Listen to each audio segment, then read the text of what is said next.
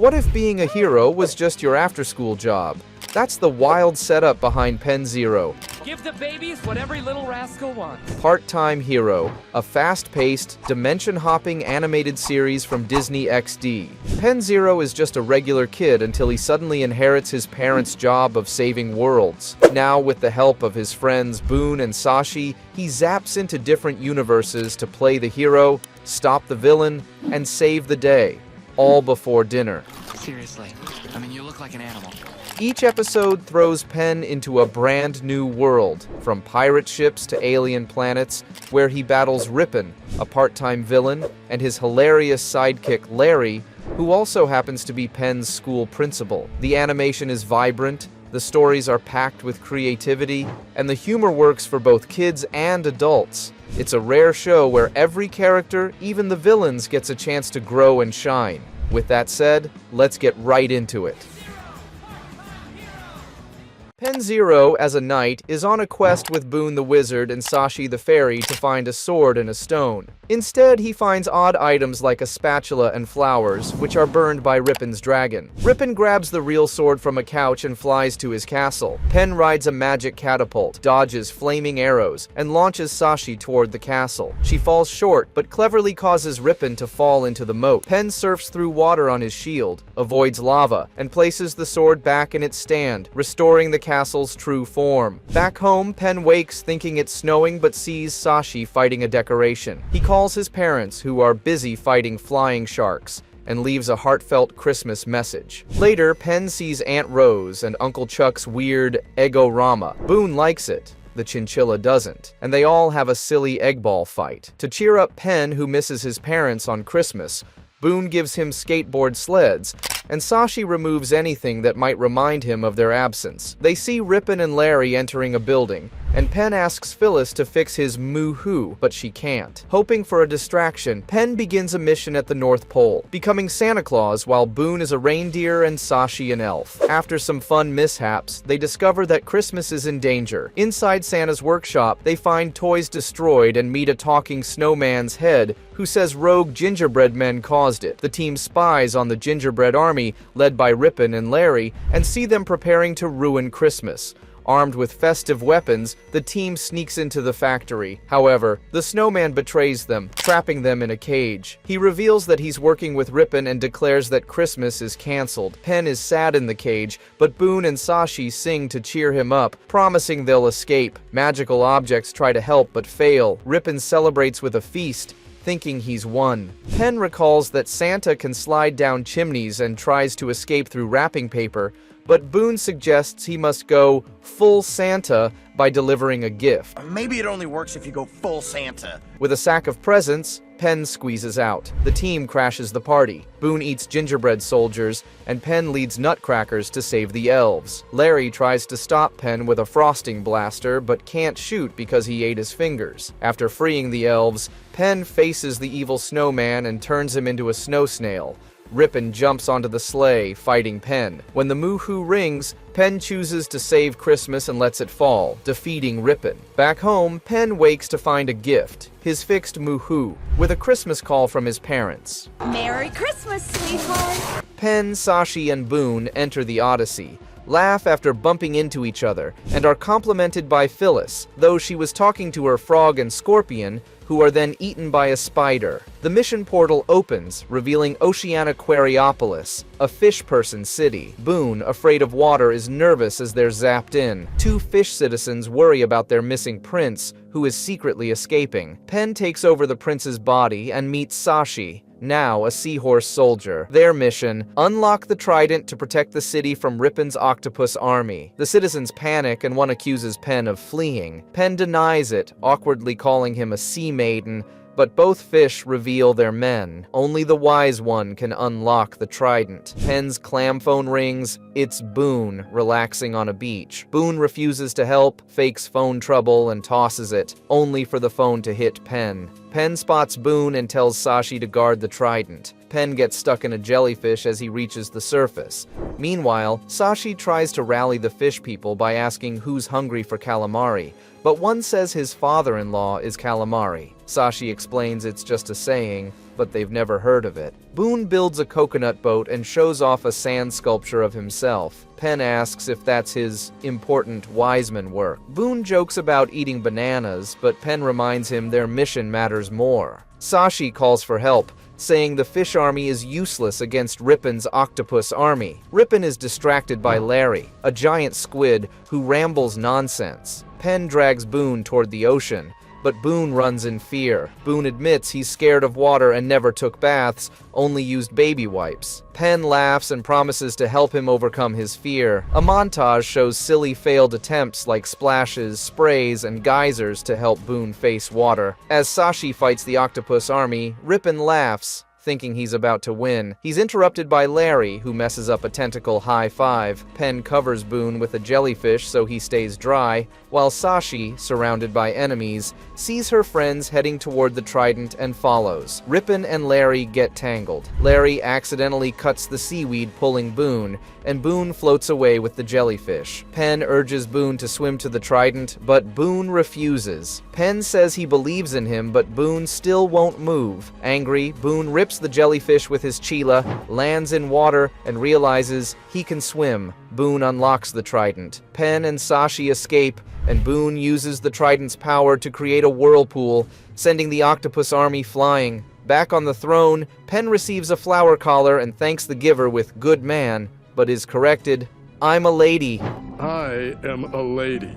Penn calls his parents, who are fighting monsters. Boone and Sashi join the call, and Vonnie accidentally scares Boone with a threat meant for a troll. She encourages the team, and the parents say goodbye. At the Odyssey, the next mission shows a cowboy town, exciting Penn and Boone. After zapping in, Penn is puzzled he's not a sheriff, and Boone only has a stethoscope and leeches. Sashi appears in a fancy dress, and Penn jokes she looks like a lady. She throws her fan at him, tripping him, and then hits Boone as it returns. Sashi reads the mission: stop bank robbers before they escape with the town's money on dinosaurs. Rippen appears on a red T-Rex, stealing the money with Larry on its tail. The heroes ride dinosaurs, Penn on an allosaur, Sashi on an hadrosaurus, Boone on a cowosaur, but the dinos go wild. They cause chaos, and the sheriff lassos and jails them. Penn tells Sheriff Scaly Briggs they're the good guys, but the sheriff accuses them of Grand Theft Dino. He corrects Penn's spelling of his name. A townsman defends the heroes, but the sheriff silences him with a slingshot rock. The team prepares their dinosaurs, and the sheriff insists on joining. Penn says they're a trio, but the sheriff says 4 is better. Sashi calls him an old-timer, and he corrects her again. The sheriff hits Penn's dinosaur by accident, but calms it with his keys. Rippen and Larry ride a T-Rex toward the county line, but it's scared by a snake, throwing them off. The heroes ride out, with Boone playing banjo. The sheriff falls asleep, ruining the moment. Sashi wants to ditch him, but Penn hesitates. The sheriff's teeth fall out and he's flung forward by a cactus, waking up. Penn crashes into a lake and is scared by a sea dino. Sashi insists they leave the sheriff behind. Penn and his friends plan to ditch Sheriff Scaly Briggs, but Penn sees a newspaper about his retirement. The sheriff admits he was fired and used to be a town hero. He leads them to Raptor Ridge, saying to look for a rock shaped like a lady dinosaur. Rippen guides his T-Rex with Larry's Jerkosaur jerky. The heroes accidentally take the wrong path, but Penn realizes the sheriff tricked them to face Rippen alone. At the county line, the sheriff confronts Rippen, but is knocked off his dinosaur. Surrounded by velociraptors, he distracts them and the T-Rex with his keys, tossing them at Rippen. The raptors chase Rippen, saving the town's savings. The heroes help the sheriff, and Sashi apologizes for wanting to use him as food. Penn praises the sheriff, saying, 4 people is better than 3. 4 is better than 3. They fist bump, ride back to town on dinosaurs, and sing while the sheriff returns the money. Phyllis installs an energy transfer into the multi-universe transprojector when Penn surprises her, almost causing her to drop it. He asks where they're going and hopes it's safer than last week's burrito monster mission. Phyllis says it's a superhero world, and Penn is thrilled. Penn zaps in as a flying superhero, testing his powers but crashing into a tree. Boone appears with psychic powers, and Sashi, as Skunk Woman, tells them their mission: stop a supervillain with a secret weapon. Then we have to stop a supervillain who has a secret weapon. Penn tries to save a puppy but is run over. The puppy rips the truck in half. It's a superhero dog. they see more heroes: builders, a speedy teacher, a shape-changing grandma, and a fire-breathing chef. Captain Super Captain explains everyone has powers. Penn shows his powers but causes damage with lasers. The captain blocks it, and the team focuses on their mission, but a superhero crowd tells them they're not needed. Rippen rises in a robot, pulling out Larry, now Laricite, who steals Speedster's super speed. Rippen reveals Larry can steal powers by hugging superheroes, and he soon steals from Boone and Sashi. Penn fights Rippen but gets blasted and loses his powers too. Hiding with the powerless heroes, Penn remembers Sashi's advice. Real power comes from within. He asks regular-sized giant old lady for help. Rippen causes chaos, planning to conquer the world. Penn interrupts with a surprise attack. The old lady swings in, blinding Rippen with light bulbs. Boone and others push objects on him, while Captain Super Captain pulls wires from his mech. Sashi cuts the arm connecting Rippen and Larry using a giant spatula, restoring everyone's powers. Rippen and Larry are jailed. On a rooftop, Penn praises Sashi's words, but then falls off and flies back. Joking powers do help. Sashi sprays him with skunk spray. He sneezes, shoots a laser, and causes chaos again. Penn, Sashi, and Boone prepare to zap. Penn warns Sashi about vampires and tells Boone to focus on being a wise man, but Boone talks about his braces holding food. They zap into a new world where Penn discovers he's on a magic carpet. Boone is trapped in a magic lamp and becomes a genie. He's scared until Penn explains. Then Boone is excited about his new powers. Sashi, now a monkey, joins them and threatens to hurt them if they make fun of her. Boone jokes about monkey business, and Sashi explains the mission: protect the lamp from bandits planning to destroy the Sultan's palace. Boone accidentally summons a giant monkey balloon, alerting the bandits. Rippen leads the bandits on flying carpets. Boone tries to help but summons ice cream instead. Sashi fights off a bandit, and Boone accidentally summons a camel, blocking Penn's view. Penn crashes and falls off a cliff. As the magic carpet falls, Penn saves everyone using a lever, while Boone messes around, summoning a parachute and an anchor. Penn tells Boone to stay in the lamp so he and Sashi can do the mission alone. Boone feels hurt and hides inside the lamp, floating away. The bandits chase the lamp. Penn and Sashi follow but crash when the anchor unravels their carpet. A bandit grabs the lamp and gives it to Rippen, but the lamp's spout is bent. Rippen can't summon Boone and searches for pliers, but a policeman stops him and Larry. Penn and Sashi rest near a waterfall. Penn regrets making Boone upset. Sashi explains Boone isn't supposed to do things Penn's way. Boone is Boone. Penn laughs when she picks bugs from his hair, saying, "You're me," since she's a monkey. Then, Penn sees the Sultan's palace and gets ready to finish the mission. Larry is seen buying plants for the bandits, with Rippen being given a pair of pliers, using it to unbend the lamp's spout, allowing Boone to come out off of the lamp. Boone asks him what did he do to his friends, but Rippen tells him his genie powers are his now. Rippen then exclaims to bring him and his minions to the Sultan's palace, expecting him to teleport him there, but Boone tells him he doesn't know where the palace is, causing Rippen to get puzzled. Penn tries to test if the magic carpet can float from high up by pushing Sashi on it, but he accidentally knocks her off the carpet. She falls down a cliff, and Penn quickly flies down to save her. They safely return to the top. Meanwhile, Rippen struggles to read a map. Boone suggests wishing for a GPS, and Rippen agrees, but forgets to wish for batteries. Larry says the store sells batteries, but Rippen gets annoyed and wishes for peace and quiet. Instead, he receives peas and earmuffs. A bandit spots the Sultan's palace, but Penn arrives on his carpet. He drops an anchor at Rippen and Larry, who dodge it, but the anchor smashes the cliff. Rippen crashes and Larry flies off. The magic lamp falls, but Sashi catches it safely. Penn apologizes to Boone, saying he's the team's anchor, showing how important Boone really is. Rippen has one final wish and plans to destroy the Sultan's palace. Destroy the palace! Boone jokes that Rippen might wish for Penn to be wiped out, but Rippen hears him and changes his wish. Before making it, Boone reminds him to say, "I wish." So Rippen says, "I wish for Penn to get expired." Boone grants the wish by turning Penn into a carton of expired milk. Rippen is stunned, but Boone points out that he granted the wish exactly as said. When Rippen tries to wish again to annihilate Penn, Boone tells him he's out of wishes. Sashi drops the expired milk. Penn on Rippen's flying carpet, breaking it and sending Rippen flying away, delivers the magic lamp to the Sultan, expecting thanks. However, the Sultan dismisses the lamp and says he would have preferred monkeys instead, pointing to the giant monkey balloon Boone had created earlier to promote monkey business. During a dodgeball game, Sashi skillfully knocks out other students while dodging incoming balls. Boone hides behind players and then throws a ball that bounces off the mascot and hits him. Penn faces Sashi, and just as she's about to hit him, a bell rings. Thinking the game is over, they hold hands until Penn sneaks a hit. He reveals it was the fire bell, not the end of class. Sashi glares at him furiously. At the Odyssey, Phyllis mistakes Penn's dodgeball welts for a disease and almost sends him into the sun. Sashi clears things up, and the team zaps into their next world. Penn finds himself as a lizard monster, Boone is a giant gorilla-like creature, and Sashi is an insect. After some accidental attacks, Sashi announces the mission.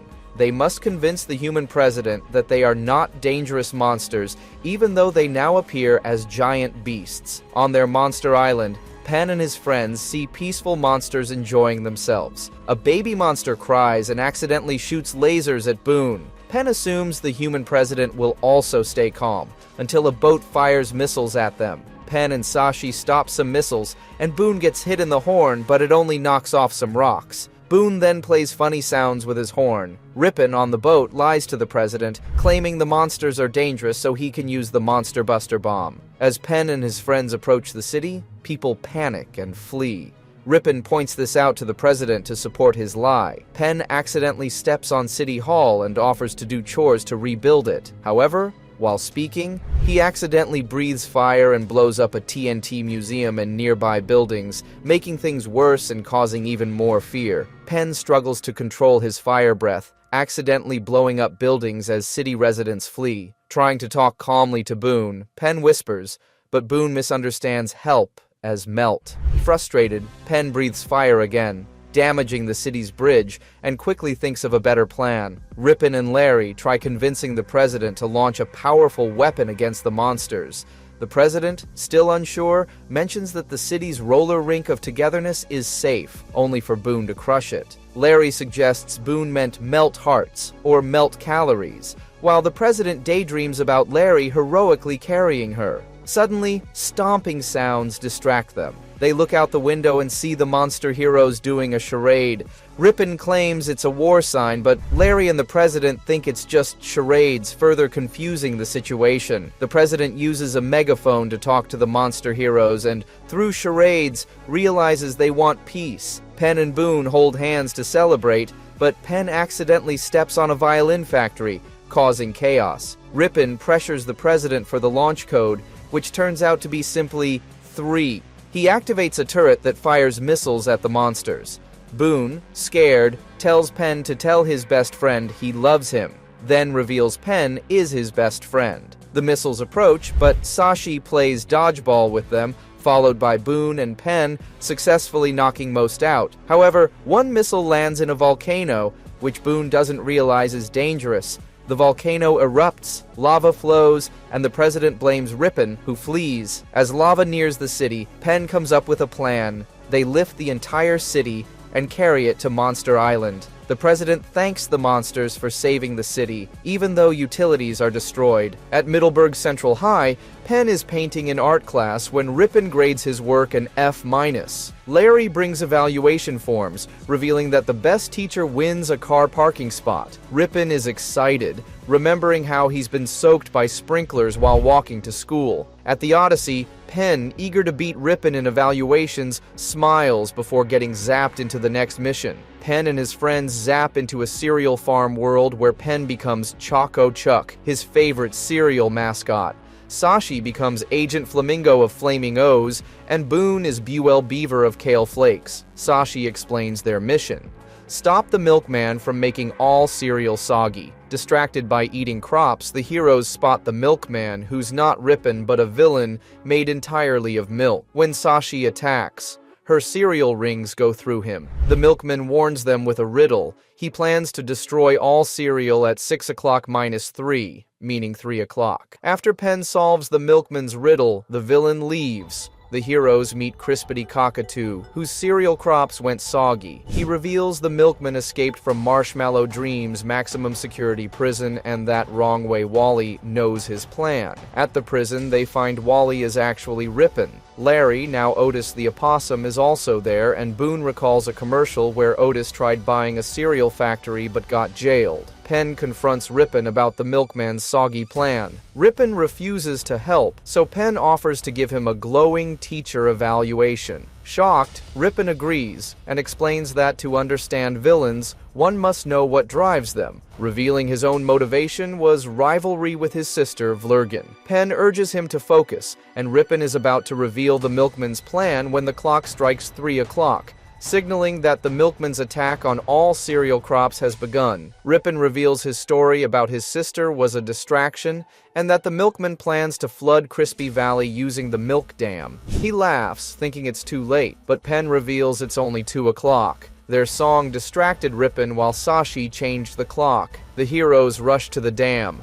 Boone spots Lenny the lion and his favorite cereal, then they see the milkman unleashing the milk flood. Penn tries stopping him but fails due to the milkman's liquid body. Boone eats kale flakes to gain strength and slows the flood with a pile of flakes. Sashi grabs the dam's closure but falls into the milk. Boone speeds to help her. Meanwhile, the milkman grows huge and grabs Penn, but Penn uses his trunk to suck him up and trap him in a bottle. Back at school, Rippen becomes Teacher of the Month. Though suspicious, he secretly smiles at his evaluation. Penn calls his parents via MUHU to share how he and his friends body-slammed a disco ogre. His dad reminds him true heroes go beyond missions, while his mom adds they should improve the world, both defeating a volcano monster. They kiss, grossing out Penn, who tries to end the call, but Old Man Middleburg appears, enjoying the channel. At the Odyssey, Penn gives Phyllis flowers to be kind, but she's allergic. Sashi presses a flower emergency button, unleashing a time bomb that destroys the flowers. Penn apologizes as Phyllis says her organs will heal in 3 months. The annoyed team zaps into Huetown, filled with colorful Hues who joyfully welcome them.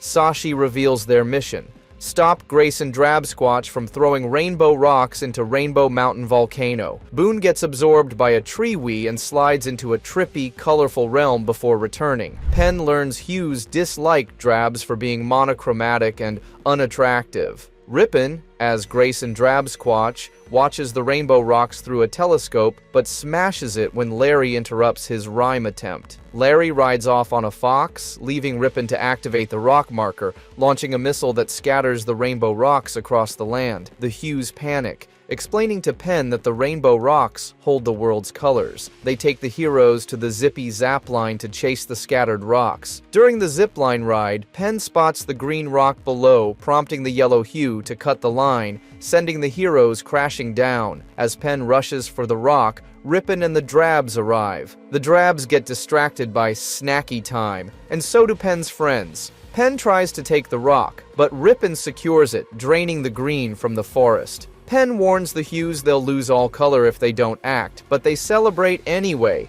with Sashi stuffing her head into a roasted chicken. In a montage, the heroes and Hues search for rainbow rocks, but are constantly distracted by the Hues' obsession with competing against the Drabs. When they find the orange rock, the Hues and Drabs make animal-shaped topiaries that fight, preventing Penn from retrieving the rock as Rippen takes it. At the red rock, both sides start fencing, again allowing Rippen to steal it. At the blue rock, the groups do synchronized swimming, lifting the hero's boat, and Rippen grabs the rock with his mouth. Rippen, having already collected the yellow rock, spots the final purple rock but is stopped by the heroes, now covered in feathers from a crash.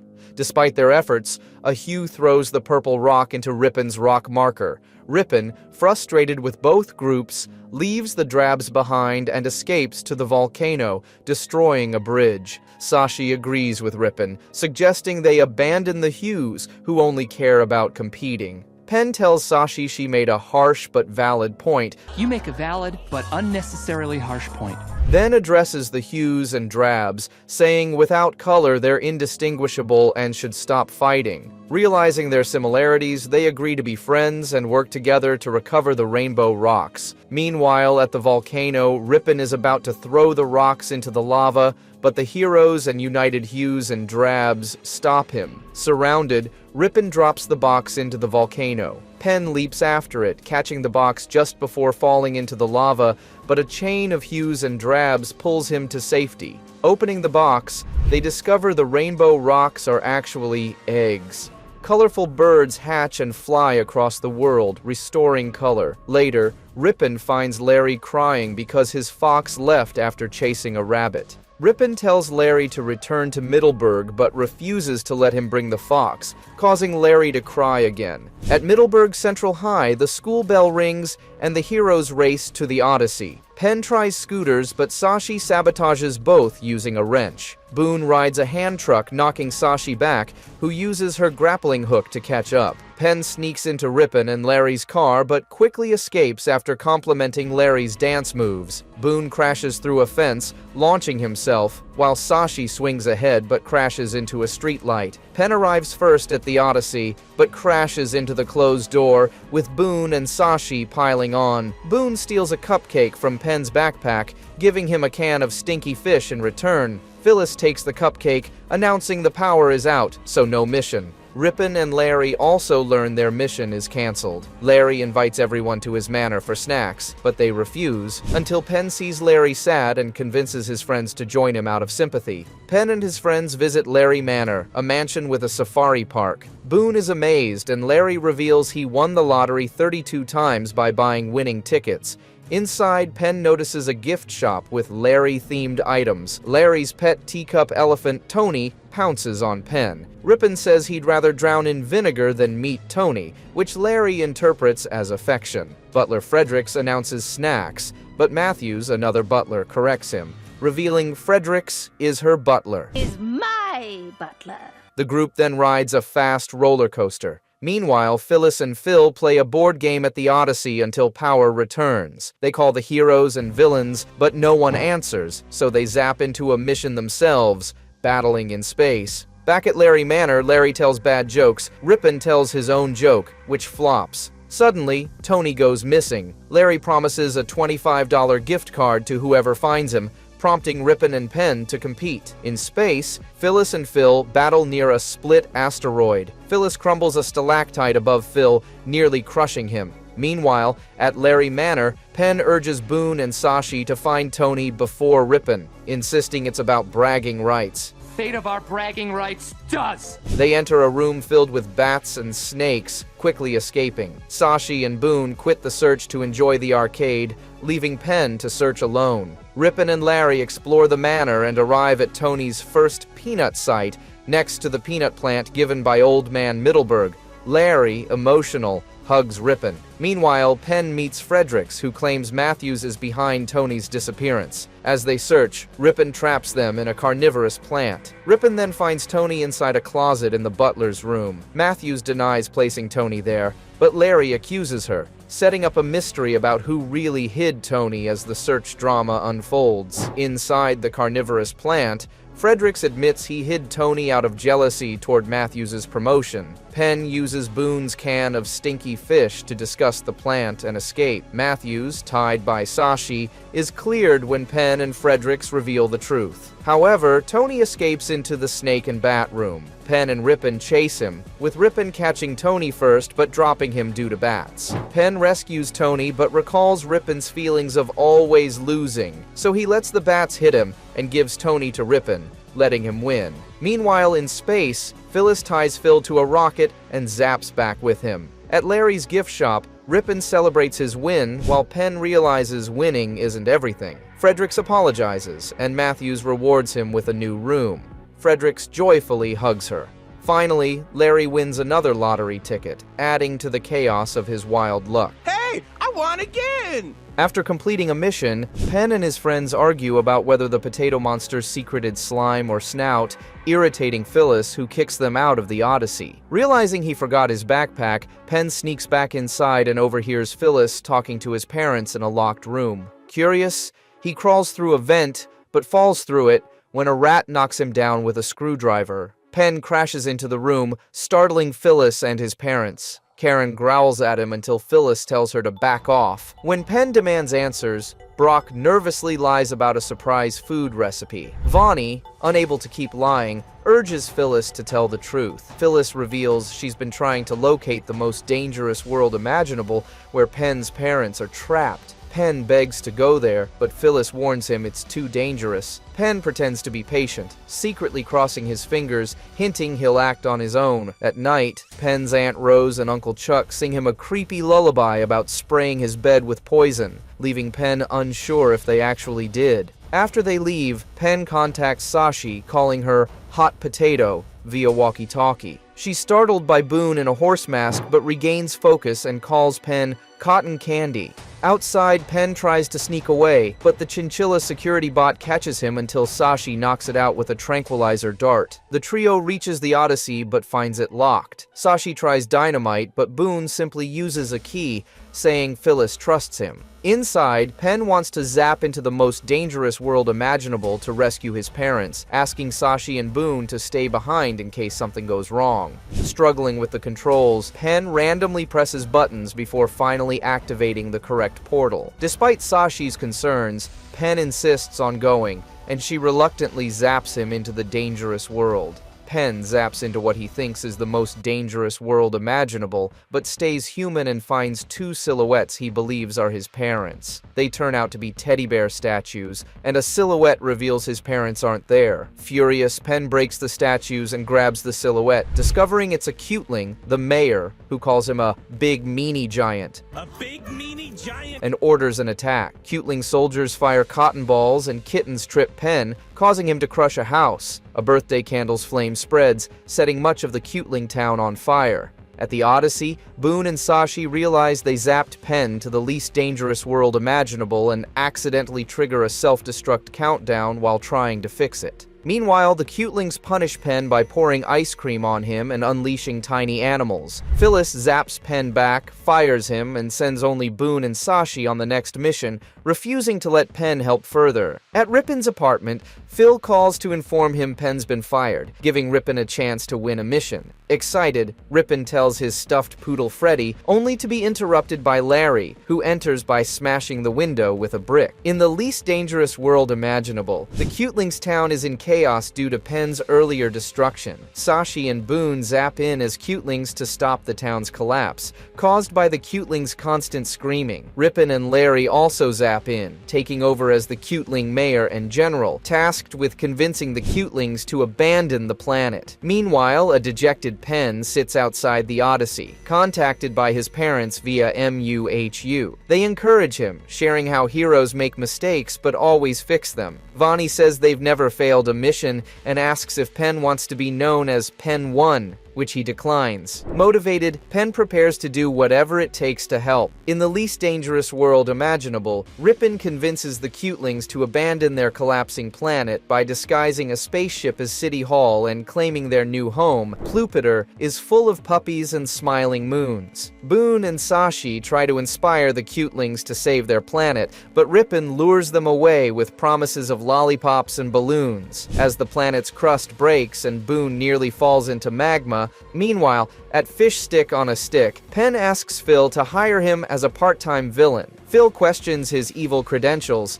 and Penn admits he cut in line once and destroyed the least dangerous world imaginable. Claiming to be too evil, Penn impresses Phil, who zaps him into the mission. Though Phil tries to zap Penn as a cuteling, Penn insists on going in as himself, lying about wanting to crush the planet. Phil, convinced by Penn's evil face, sends him in. In the least dangerous world imaginable, Larry pilots the cuteling's spaceship, powered by bubbles and hearts, as Rippen tries to escape the planet's collapse. Penn zaps in and saves Sashi and Boone, telling them they must save the planet. While Rippen urges Larry to go faster, Penn uses licorice thread to wrap the planet, and Sashi and Boone use chocolate fudge to seal its cracks. Penn lassos the spaceship's thrusters, slowing its escape, but Larry deploys glitter to speed up. The ship's speed helps secure the licorice around the planet, stabilizing it. The cutelings return and thank Penn, who apologizes for the earlier chaos. Back at the Odyssey, Penn apologizes to Phyllis and hopes to get his part-time hero job back. Though she acknowledges his good intentions, Phyllis tells him he's still fired, but he can always reapply. Outside, Old Man Middleburg is denied hero status as Phyllis removes his wanted poster. At the Odyssey, Phyllis crafts marionettes of herself. Boone plays with one which shouts, "Yo coconut!" confusing Penn. Phyllis says it's the marionette's catchphrase before zapping the heroes into their next mission.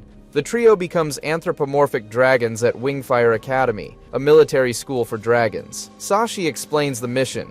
They must compete to become top dragon. Boone discovers his dragon's name is Cupcake, much to his embarrassment. General Talon announces a head-to-head match to decide the top cadet, introducing Rippen and Larry as Sergeant Mittens and General Inferno. Rippen seeks someone who can defeat Renegade, Penn's dragon.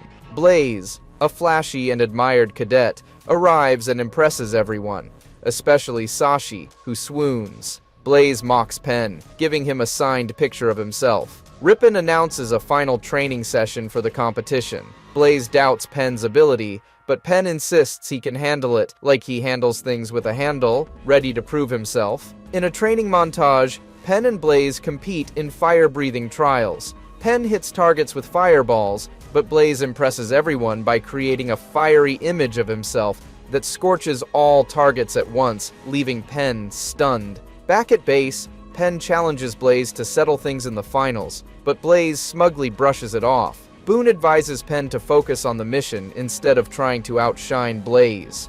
Meanwhile, Sashi follows Blaze, smitten, hiding behind a tree. Blaze swings his hair, releasing birds, which mesmerizes Sashi, though Penn finds it unsanitary. Rippen watches them, confident Penn can't win. Larry warns him that heroes always get stronger during a mission, so Rippen schemes to help Blaze in a karaoke competition. At a bar, Rippen convinces Blaze to sing to Sashi, who is impressed and fantasizes about adventures with him. After the performance, Blaze and Sashi leave together, and Rippen gloats about Blaze's charm. Penn, jealous of Blaze, performs karaoke to gain attention, but his bad singing clears the room and leaves him with a sore throat. Rippen mocks him, hinting it'll affect his fire breathing in the finals. Outside, Penn tries to mimic Blaze by shaking birds from his hair, but only releases bugs. At the finals, Penn and Blaze compete to burn each other's targets. Blaze takes an early lead, but Penn burns one of Blaze's targets in return. Rippen interferes, claiming to ensure fairness. Only for Blaze. He attacks Penn with fire, but Blaze protects him and gets injured. Penn rescues Blaze midair and carries him toward the finish. Rippen tries to stop them, but they blast him with fire, sending him falling into the bar. General Talon crowns both Penn and Blaze as top dragons, splitting the trophy in half. Meanwhile, Rippen endures Larry serenading him at the karaoke stand. Penn tells Boone and Sashi to hurry and find the cure while he locks himself in the lab. Boone and Sashi leave. Meanwhile, Penn tries to stay calm, but as the clock ticks closer to midnight, he begins getting impatient again. Inside the building, Sashi and Boone find Monster Rippen, who claims he and Larry are brewing a potion to turn everyone into monsters. Boone quickly tickles him, making him laugh and revert to Penn. As Larry starts another rambling story, Sashi sends Boone to distract him. In a montage, Penn and Sashi brew the cure, but Penn keeps getting impatient and turning into Rippen. Each time, Sashi makes him laugh to bring him back. Finally, Sashi pours the potion into boiling water. Penn struggles to stay calm, but transforms again. Rippen answers a moo-hoo call from Penn's parents, claiming he's about to erase Penn forever. The parents, Sashi, Boone, and Larry all cry, causing Rippen to laugh and revert to Penn. With seconds to spare, Penn drinks the cure and they zap back. Penn, relieved and calm, declares victory, until Phyllis resumes the staff meeting, making him instantly furious again. Penn wakes up to Old Man Middleburg crowing like a rooster on his roof. Excited, Penn sings "Today is the Day" while riding his scooter to the Odyssey. It's his 50th zap. He escapes a crowd of students by circling them and bursts into the Odyssey, expecting a party. Instead, he's met with 2 bombs, a water hose, mongooses, robot hands, and a pie to the face. Boone says it's his 50th zap too, so Phyllis surprises him with chaos. Phyllis congratulates Penn, then calls his parents for a quick 2-second compliment. Sashi awkwardly hugs Penn, and Boone recalls their first zap. Phyllis forces Penn into a flashback using a helmet. In the flashback, his parents prep bacon for his first day of high school. Brock drops the pan, Vonnie catches it, another pan burns, and Brock flips with a fire extinguisher. Together, they serve breakfast, impressing Penn with their nimble salesperson moves. At Middleburg Central High, Penn's parents drop him off and give him a ticket to the Odyssey in case they're late. Penn tries to keep it cool, but Brock loudly yells he loves his son, drawing awkward stares. Inside, Penn greets Mr. Eggsguard and meets Boone, who mistakes a water fountain for a urinal and vows never to drink from it. Boone jokes about their parents' insurance meeting, knowing the truth. Penn bumps into Sashi, who threatens to punch him if he does it again, and calls Boone's nose impossible. She locks Terry, in mascot gear, in a locker. Principal Larry sings a welcome song. In art class, Rippen mispronounces Penn's name and reveals, vaguely, sinister plans, which Penn misinterprets as about art. Sashi steals Penn's seat with a smug dips. After school, Penn waits in the rain, getting splashed, dumped on with fish, and soaked again, forgotten by his parents. Penn stands outside the Odyssey, staring at the ticket from his parents. As he's about to enter, Old Man Middleburg warns him, "You will die if you enter," but it's just the title of a book he's holding. Inside, Penn finds the place dark and eerie. In the screening room, the multi-universe transprojector has replaced the movie screen. Suddenly, light glows from the control booth, and Penn backs away, bumping into Phyllis. She hands him a form and tells him he's late to sign up as a part-time hero. Boone appears, revealing he's a part-time wiseman. Penn, worried, asks about his parents, and Phyllis nervously explains they're trapped in the most dangerous world imaginable. Sashi appears, unimpressed with Penn, and Phyllis silences her mid-rant with a hologram tube. On the Zap platform, Penn hesitates, but Phyllis zaps them into a training simulation. Penn panics, gets blasted, and storms out after, quitting. Sashi tells Boone he should quit too. The next morning, Penn wakes up and tries to tell his parents about a strange dream, but instead finds Aunt Rose and Uncle Chuck beside his bed, singing a cheery tune. Confused, Penn asks why they're here. They explain they're looking after him while his parents handle their little situation. Penn quickly realizes they mean his parents being trapped in the most dangerous world imaginable. Chuck offers him hash browns, but the chinchilla is eating from the plate. Penn asks if there are raisins in it. Chuck admits they aren't raisins. Horrified, Penn throws them out of his room. Sashi climbs in and tells Penn to get serious. She says she didn't train for years to have her first day ruined. Penn insists she should be the hero, but she refuses. She pushes him to be his best or risk being replaced. After she leaves, Penn finds the Moo-Hoo under his bed, sees his parents alive, and watches them battle creatures, stunned by their confidence and chaos. The goblin, now huge and muscular, roars and charges at the heroes. Penn panics and tries to climb Sashi like a ladder, but she knocks him off and yells at him to act like a knight. Sashi sighs, flies up, and uses her wing blades to distract the goblin. Meanwhile, Rippen mocks Penn, calling him the Knight of Running Away. Penn, frustrated, remembers what his parents told him. He doesn't have to save the world perfectly, just be himself. With renewed confidence, Penn swings from a rope, grabs his real sword back, and charges. Together with Boone's accidental lightning spell and Sashi's aerial attack, they knock out the goblin and force Rippen to retreat. Penn, dazed but proud, realizes he can do this hero thing his way.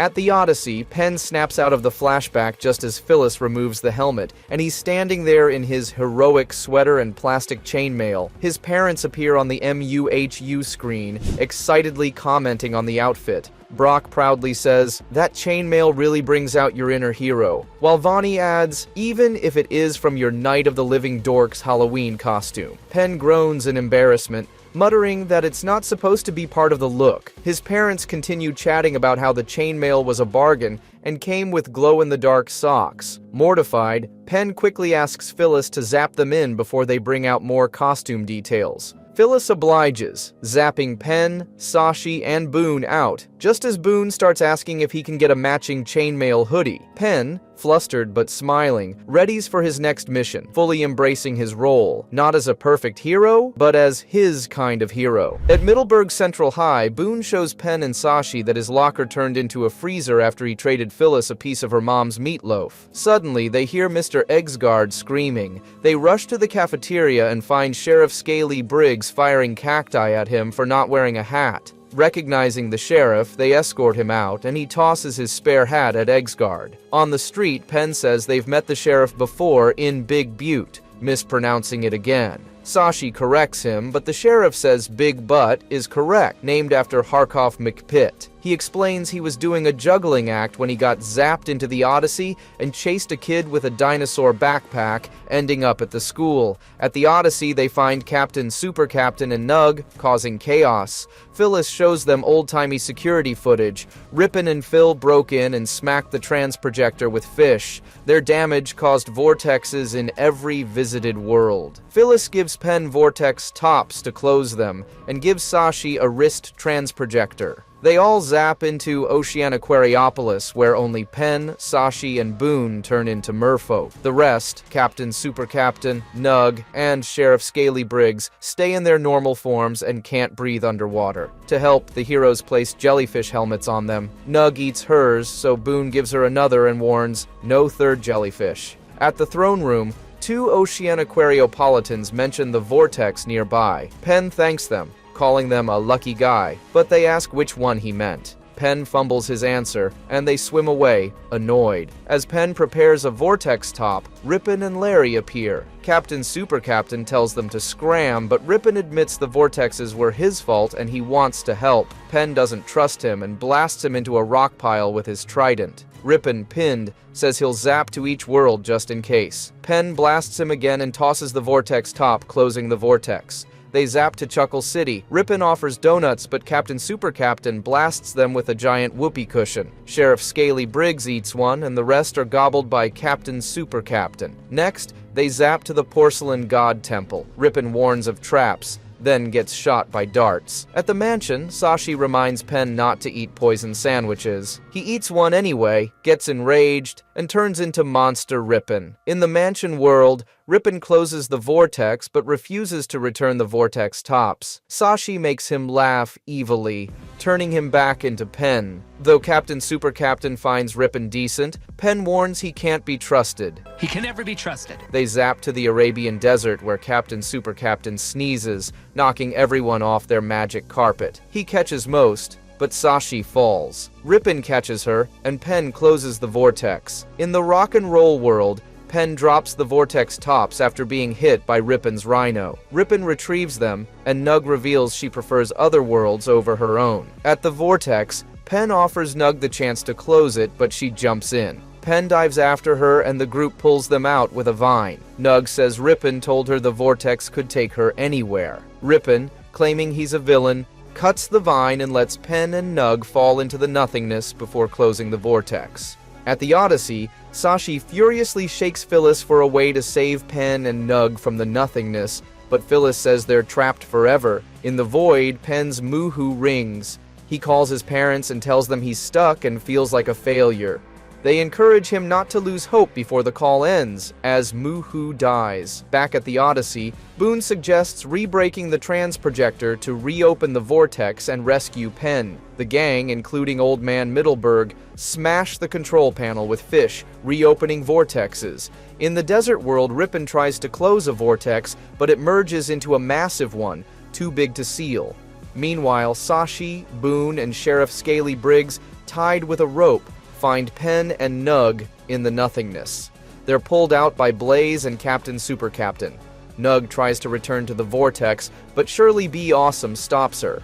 The gang zaps out, leaving Nug safely home. In the Babypocalypse world, Penn throws a vortex top and high-fives Boone, who accidentally pulls his arm off. Next, in Flurgle spaceship, Penn throws the top, but Flurgle returns it. Boone imitates this, chasing it too. At a wedding in Ocean Aquariopolis, Boone catches a bouquet. Then a montage shows them zapping through past worlds, with only Penn, Boone, and Sashi changing appearances. At Wingfire Academy, Sashi and Blaze nearly kiss, but Penn zaps them away. In Shirley B. Awesome's world, they reach her treehouse and close the vortex, with Shirley thanking them. In Captain Super Captain's city, he throws the top and thanks the heroes, then jokes about his name. Finally, in Big Butte, a massive vortex forms, sucking everything in.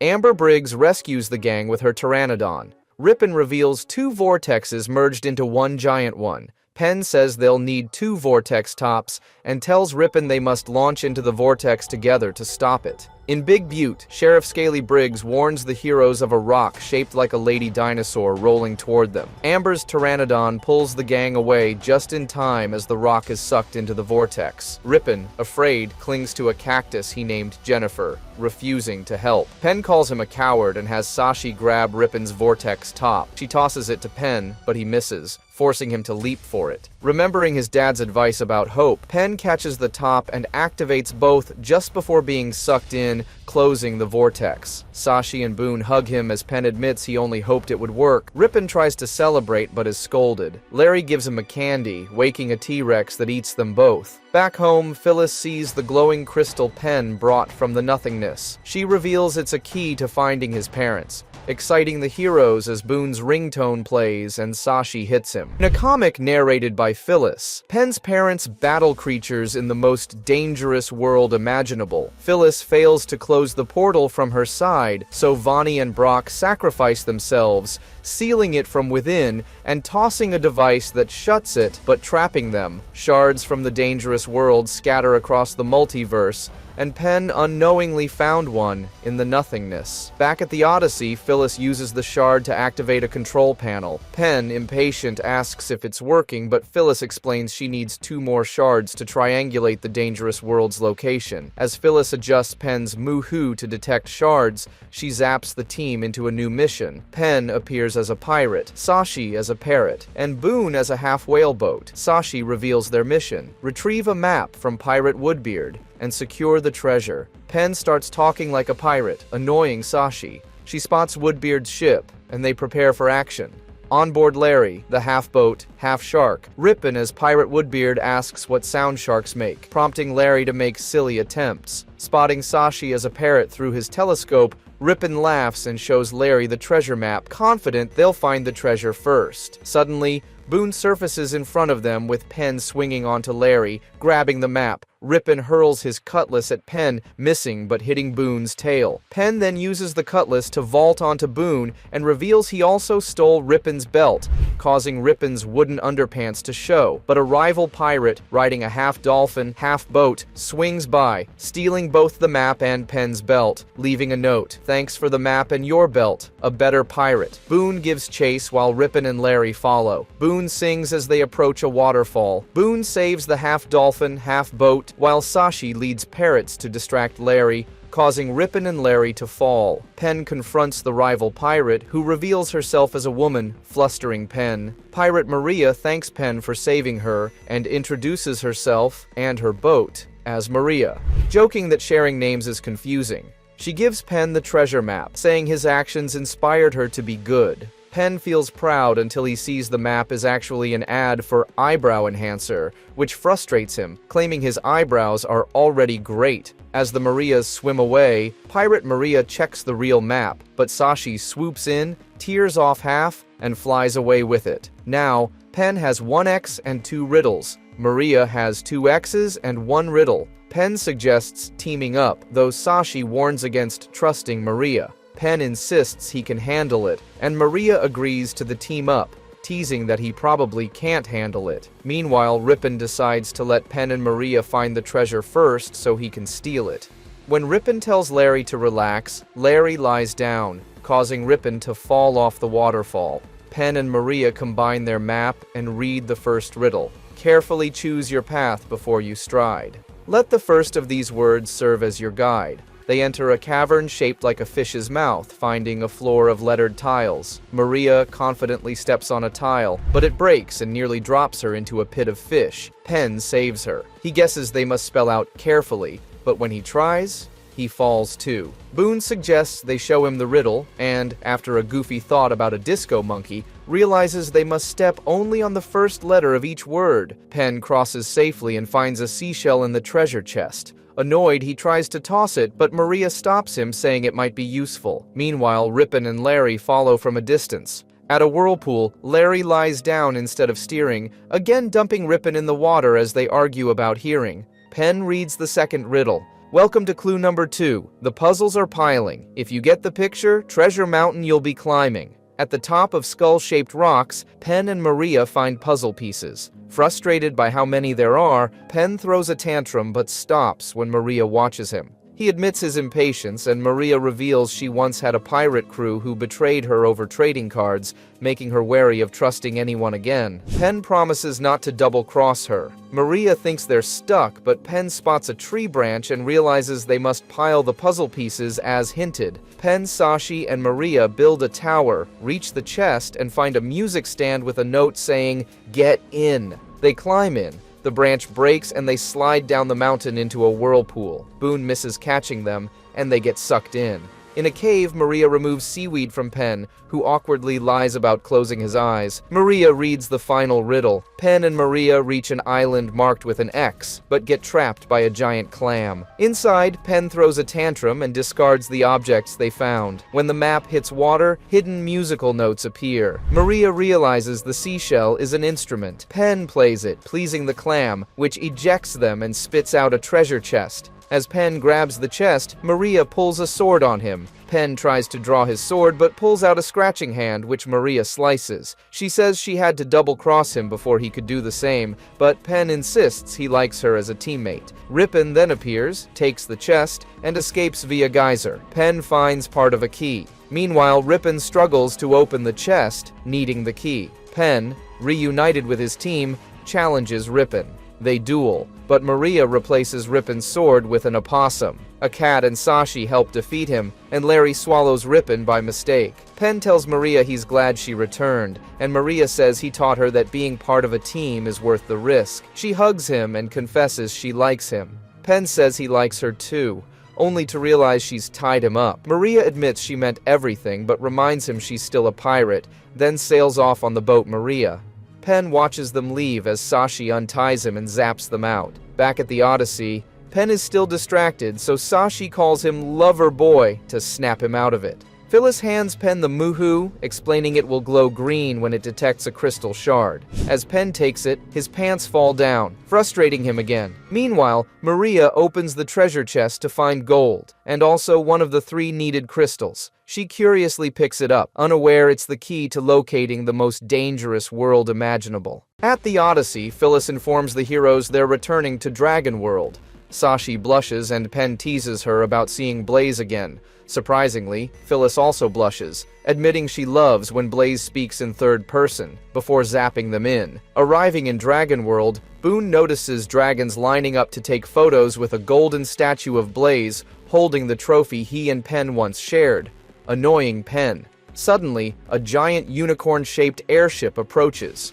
General Talon tells the dragons that the unicorns have declared war and already destroyed other dragon bases. Wingfire Academy is the last stronghold. The airship's weak spot is its belly, which Boone humorously calls a belly button, leading Talon to name the plan Operation Belly Button. The dragons will distract from the east while Penn's team attacks from the west. Blaze, lounging with junk food, says they should surrender. He recalls the unicorn's attack. An airship opens, revealing unicorns shooting rainbow beams from glowing horns at Wingfire Academy. The dragons launch their attack on the unicorns. Blaze flies toward the airship's horn to destroy it, but General Bighorn grabs his tail, causing him to misfire. She attacks him with her horn's beam, and though Blaze retaliates with fire, she overpowers him and hurls him into the burning Wingfire Academy. In the present, Blaze says the attack broke his glasses and his confidence. Now he only binge-watches cooking shows and avoids challenges. Meanwhile, at the airship, Bighorn learns the horn's charge is at 20%. Rippen and Larry arrive, claiming they want to betray the dragons. Rippen hints at secret intel about Penn's team, but stalls, not wanting to be zapped by unicorn horns. Bighorn enjoys their scheming and laughs with them. Back at a bar, Penn insists they need Blaze's help. Sashi, annoyed by Blaze's junk food habits, confronts him. Though Blaze says his new self embraces giving up, Sashi demands he at least train them. Blaze agrees, because he can't say no to her. Blaze trains Penn, Sashi, and Boone in a half-hearted comedic montage. While the heroes work hard, Blaze lazes around, cooking sausages mid-flight, napping during training, and eating burgers during fireball practice, which ends with Boone accidentally destroying Blaze's bath booth. Penn asks why they're chopping wood, only for Blaze to use the firewood to roast marshmallows. Sashi, fed up, urges Blaze to take training seriously, but he refuses, saying the odds are against him. Disappointed, Sashi walks off. Blaze then notices a dragon vendor selling glasses, making him reflect on his broken pair. Later, the dragons attack the unicorn airship. Penn and Sashi skillfully battle unicorns with fireballs. Inside, Rippen and Larry watch with Bighorn. When pressed for secret intel, Rippen claims Sashi loves Blaze, Blaze loves her back, and Penn is jealous. Bighorn is furious, but before she can punish them, she's alerted that the dragons are nearing the airship's weak spot, its belly button, and rushes to stop them. Blaze saves Sashi from falling into a truck of killer bees, reigniting his heroic spirit. He admits his old self wasn't so bad, and Sashi tells him it's the Blaze she knows and loves. Determined, Blaze challenges Bighorn, who releases Penn and Boone to chase him.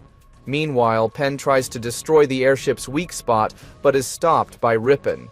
Bighorn captures Blaze and mocks his bee allergy, but Blaze turns the tables by kicking her belly button, her weak spot, sending her and Rippen into the killer bees.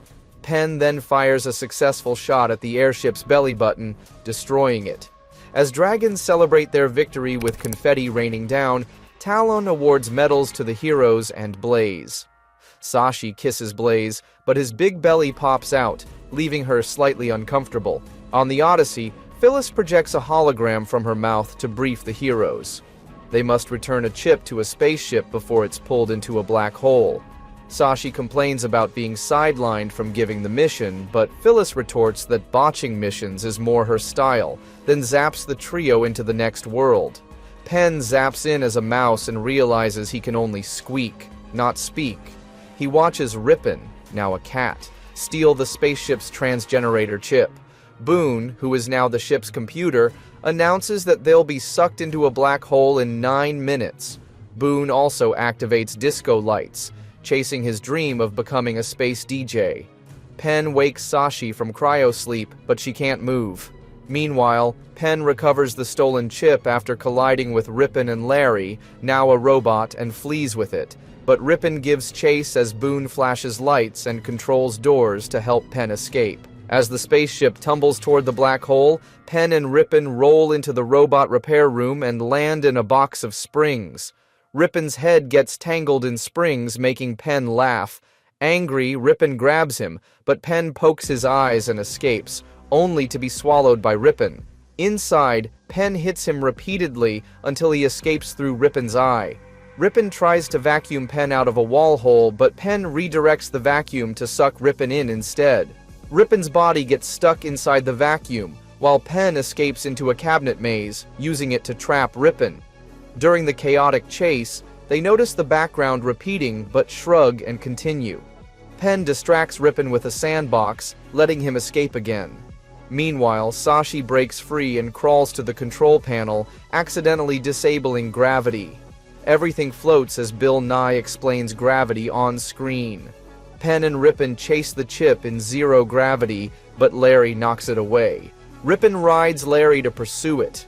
With 2 minutes left before the spaceship gets sucked into the black hole, Boone wonders how Penn and Sashi are doing. Penn throws a wrench at Rippen and grabs the chip. Sashi uses her mouth to activate gravity, but it traps her back in her cryopod. Rippen, now grounded, chases the chip, but Penn activates a laser that burns Larry. Rippen pulls a string, unintentionally dragging burning Larry into himself, sending them both into the everything explosive room, which explodes. Rippen emerges as a robot cat, fires missiles at Penn, and chases him to an elevator. Penn escapes the falling elevator and reaches the engine room, but Rippen knocks him into an airlock. As the chip nearly flies out, Penn grabs it with his tail. Sashi helps close the airlock, saving Penn. Rippen is sucked into space with Larry. Penn restores the chip, saving the ship. The heroes reach Kepler 452b. Rippen and Larry are lost in the black hole. The end appears. Boone enters the Odyssey and tells Phyllis that Penn and Sashi didn't return with him. Alarmed, he presses the alarm, but Phyllis points out they're already at the Zap platform. Boone finds them there, and Penn casually mentions they had class, calling it boring. Boone finds their response vague, but just hopes they're not trying to get rid of him. The trio then zaps into Night World. Sashi explains their mission is to cross a dangerous countryside and stop an evil sorcerer from stealing the throne. Boone mistakes a giant ogre's thumb for a mushroom and bites it, angering the ogre. His magic backfires, creating a tiny version of himself. As the ogre attacks, a wizard named Ryan appears on a griffin and defeats the ogre. Ryan joins the team but is annoyed by Boone's antics. When Boone and his tiny clones sneeze on the griffin, Ryan makes them walk, frustrated but continuing the journey with Penn and Sashi. Outside the castle, Rippen tells Larry to unleash the battering ram of doom. Larry replies they'll do it, right after it's built. Rippen watches goblins unpack the ram's pieces, visibly annoyed. Meanwhile, the heroes face a river. Boone tries to help by summoning a sugar canoe which dissolves instantly. Ryan then casts a spell to part the river, letting them cross easily. Small Boone warns Boone that Ryan might replace him as the team's wizard. Boone insists he'll prove his worth. Back at the castle, Rippen inspects the newly assembled ram, noticing it doesn't match the instructions. Meanwhile, Ryan conjures comfy chairs for Penn and Sashi, making Boone jealous. Small Boone pushes him to do something epic. When the ram is fully built and moving, powered by a wolf chasing meat, Boone traps the team in hammocks to stop it alone. Boone tries to freeze the ram but freezes himself instead. The ram launches him into the castle flag and bounces him back to the group. Boone crashes beside Penn and Sashi, shattering his ice shell. Penn tells Small Boone to help, but Small Boone flees on a human-faced pigeon. Boone apologizes, thinking they'll replace him with Ryan. Penn reveals they skipped class to plan Boone's surprise party for National Flip-Flop Day. Boone is touched and frees them from the hammocks. Penn and Sashi assure him they'd never replace him. Ryan, sobbing at their friendship, tries to stop the battering ram alone. He casts a pull spell, but the ram resists. Ryan's griffin tries to help, but rips Ryan's cloak off, embarrassing him into fleeing. The ram nears the gate, but Boone spots a peg, hits it like a golf ball with his wand, and causes the ram to explode. Goblins flee as Rippen escapes from the wolf. The heroes share a triple fist bump. They spot Small Boone flying, only to get eaten by the griffin. At the Odyssey, the heroes see Joan outside. Sashi glares at her, scaring Joan off. Penn asks what happened, and Sashi says Joan once ignored her wave at school, an unforgivable offense. Penn finds it silly, but Sashi insists it's a serious grudge. Zapped in, the heroes arrive in a paper castle as Papyrons. Sashi checks her specs. They must protect Papyrons from Scizorians, scissor people. Boone wonders what kind of paper Scizorians are. Penn asks when the attack starts, and Sashi says tomorrow, annoying Penn for not arriving sooner. Next day, Rippen, as the Scizorian king, leads an attack, with Larry as his other scissor half. Papyrons fold into boats to escape, and Penn learns only the Rockoolans, rock people, can stop the scissors. Boone wonders what paper Rockoolans are. At the Rockoolan castle, Queen Igneous refuses to help. Sashi smothers her in paper, scaring her into agreeing. Boone says paper beats rock, then realizes that makes no sense. The heroes zap into a paper world as papyrons, tasked with protecting their kingdom from the Caesarians. Penn learns that only the Roculans can defeat the Caesarians. They visit Queen Igneous, who initially refuses to help, but agrees after Sashi intimidates her. The Roculans defeat the Caesarians, and Rippen yields. However, Queen Igneous frees Rippen and Larry, revealing she dislikes the Papyrons and only helped out of fear of Sashi. Rippen attacks again, betraying the Papyrons. Penn convinces Sashi that revenge isn't worth it, and that forgiveness is better, referencing her grudge against Joanne. Boone suggests using the song Everybody Relax, and the heroes use it to calm everyone down. The Papyrons, Caesarians, and Roculans make peace. Back at the Odyssey, Penn and Boone tell Phyllis they solved the mission peacefully, and Sashi admits she forgave Joanne, but barely. Peace is restored thanks to understanding and letting go of grudges. Penn and Sashi try to stop the fight between the Papyrons, Caesarians, and Roculans by proposing peace. Penn writes a peace letter on Boone's back, forming an alliance between all three groups. Queen Igneous demands that the letter ban Papyrons from covering Roculans. Sashi threatens to cover Igneous unless she agrees. Rippen threatens Penn, but a Roculan stops him. Boone sings Everybody Relax, which calms everyone and impresses Princess Magma, who hugs Boone. Igneous disapproves, but Magma insists she likes Boone. Sashi notes that a marriage would unite the royal families. Rippen refuses to sign, but his own soldier betrays him, asking for him and Larry to be jailed. Rippen and Larry separate as they're arrested. After the mission, Sashi visits Joanne with boba tea to make peace for holding a grudge, and Joanne invites her inside.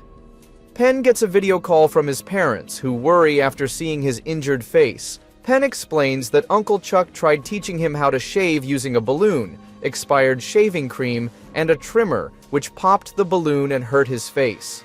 Brock gets upset that he wasn't the one to teach Penn and blames fate for missing the moment. Vonnie, noticing meat cupcakes in the background, questions Penn, who reveals Aunt Rose made them for a bake sale. Disgusted, Vonnie fears damage to her food reputation, while Penn vents by punching a Rippen-faced bag. Boone, unfazed, eats the meat cupcakes with mustard, grossing out Sashi. Later, in art class, Rippen praises Boone's drawing of Penn, but gives Penn an F for drawing a heroic version of himself instead of a self-insulting image. Penn had imagined saving his parents and becoming a hero, but Rippen interrupts, humiliating him. At the Odyssey, Penn complains to Phyllis that his Mohu isn't working since it hasn't found a shard. A montage shows Penn checking the Mohu in different worlds, frustrated by its inactivity.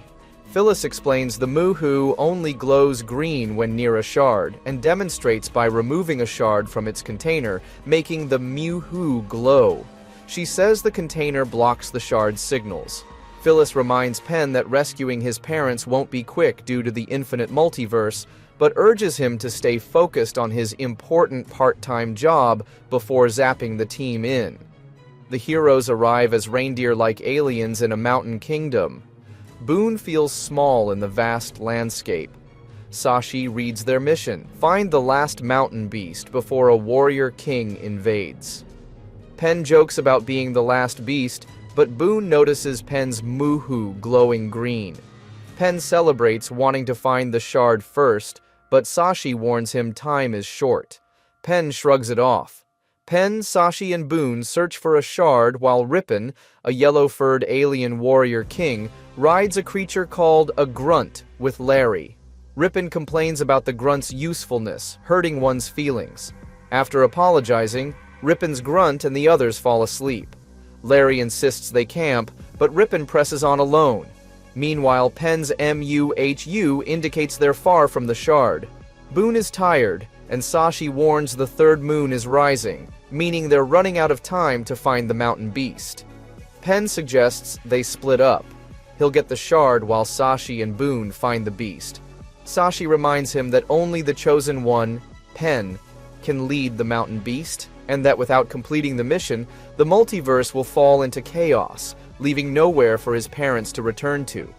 Penn, focused on saving his parents, insists on finding the shard first, but Sashi argues the mission must come first to preserve all worlds.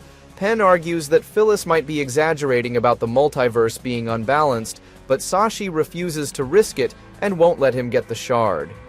Boone, trying to calm them, offers Brain Beast sandwiches. As they eat, still tense, Penn apologizes for getting serious, but Sashi angrily tosses a turtle creature at him, then insists they find the mountain beast. Meanwhile, Rippen hears a grunt about to give birth. Larry helps deliver the baby, who vomits goo on Rippen. Larry reminds him the Book of Mystics requires an all-day party for a new grunt, frustrating Rippen. Back with the heroes, Penn wakes up tied in vines, dragged by Sashi. He protests, reminding them he's the chosen one. Seeing the fourth moon rise, Sashi says, "Time is running out." Boone tries to call the mountain beast with silly sounds, amusing Penn. Sashi challenges Penn to try, so he claims he knows the beast's sound and asks to be untied. Penn promises Sashi they'll find the shard after the mission if she unties him, but he immediately flees once freed. Sashi catches him with a vine and begs him to understand that she wants to help save his parents, but this isn't the right way. Penn angrily accuses her of not being a real friend and leaves. Sashi insists she is a real friend because she'll stop him with a stick instead of her hands. They duel with sticks as Boone plays bongos and sings. Sashi throws the turtle creature, accidentally hitting a charging moose-like beast. Penn declares he's done with Sashi and leaves, but she throws her broken stick, tripping him into a vine that leaves him hanging off a cliff. Suddenly, the ground shakes and reveals itself as the mountain beast. Penn climbs up, excited, and the beast heads for the shard. Meanwhile, Rippen sulks, realizing the heroes likely used his slow progress to their advantage. The heroes ride the mountain beast toward the shard, but as the final moon rises, Sashi insists they turn back. Penn refuses, spotting the shard through a telescope, but Sashi knocks him out with the turtle creature again and steers the beast toward the kingdom. At the kingdom's gate, Rippen's army arrives. Larry blows a horn, startling Rippen, but explains its tradition. Citizens offer brain beast sandwiches with mustard, exciting the army. Rippen rejects peace and orders the attack, despite being warned that the Chosen One seeks the mountain beast. The minions begin firing flaming arrows and climbing the walls. Meanwhile, Penn, tied to a log, pleads with the mountain beast not to listen to Sashi, but changes his mind upon seeing the kingdom under siege. Rippen's army catapults flaming boulders. Rippen learns Larry held secret meetings without him, angering him as the attack escalates. Penn commands the mountain beast to suck water from a lake and spray it at the fifth moon to prevent it from aligning with the others. The water pushes the fourth moon, bouncing the fifth out of alignment. Rippen's army sees the descending moon and tries to make a wish, but Rippen insists on attacking and begins a countdown. Penn and Sashi catapult a rock at Rippen, interrupting him. As Rippen restarts the countdown, the mountain beast arrives and douses the army's flaming boulders, causing the minions to flee. The beast then puts out the fires in the kingdom and crushes Rippen under its foot. A citizen thanks Penn, calling him the Chosen One. A child thanks him for saving their parents despite losing their toys and garden. Penn, feeling guilty, says they deserve a better Chosen One before he and his team are zapped back to the Odyssey. Phyllis tells Penn he put his desire to save his parents above saving the kingdom. Vonnie and Brock take responsibility, saying their frustration influenced him, but Brock reminds Penn that saving the world is more important. Penn apologizes and leaves the Odyssey, feeling guilty. Outside, Sashi checks on him. Penn admits the kingdom would have been destroyed if she hadn't stopped him. Sashi tells him he's the strongest person she knows, and Penn calls her a real friend. She reassures him that if he ever needs someone to punch him, she's there. Boone sees them hug and sings his song before leaving on his scooter. Sashi playfully punches Penn's arm. Later, Phyllis zaps into the world as a giant, easily retrieving the shard using pincers. She pets the mountain beast, then zaps out. At Penn's house, still giant-sized, she scares him through the window before delivering the shard, and Penn thanks her. At Alien World, an alien tells his friend about how they blacked out and didn't remember what happened, which was the moment Penn and Boone zapped as them. The other alien tells him he doesn't remember, so he tells him it is happening again as Penn and Boone zap as them and take control of their bodies. Penn tells Boone they are back to Alien World, jokingly saying about it being the place where everyone and everything is beautiful. As they look at Sashi, being the stinkburger, they chuckle. Sashi then checks her specs. The Princess Allergel Bacht wants to marry the Grincon, but her lawyer has found a loophole to prevent them from marriage. So, they have to get the princess and the Grincon to marry at their wedding, so their love's power can save them from the Chronods. The princess starts talking to them, telling them gentle stream may become a raging weather, and that things aren't always as they seem. She then tells Penn he is resting in her butt, startling him.